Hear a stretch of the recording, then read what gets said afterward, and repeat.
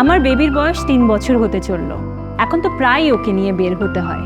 বের হলেই ধুলা বালি পলিউশন, বিশেষ করে ধোঁয়া, গাড়ির ধোঁয়া সহ বিভিন্ন রকম ধোঁয়া।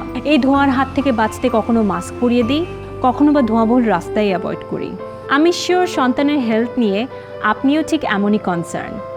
কিন্তু ছোট্ট সোনামণিকে মশার হাত থেকে বাঁচাতে আমরা ঘরেই প্রায় মশার কয়েল জ্বালিয়ে ফেলি, তাই না? চলুন একটা ইন্টারেস্টিং কাজ করি। আমার বেবির পেডিট্রিশিয়ানকে কল দিই এবং আপনাদের সাথে নিয়েই জানার চেষ্টা করি যে কয়েলের ধোঁয়া বাচ্চাদের জন্য কতটা ক্ষতিকর। Hello doctor. হ্যালো রাবিলা, কেমন আছেন আপনি ও আপনার বেবি?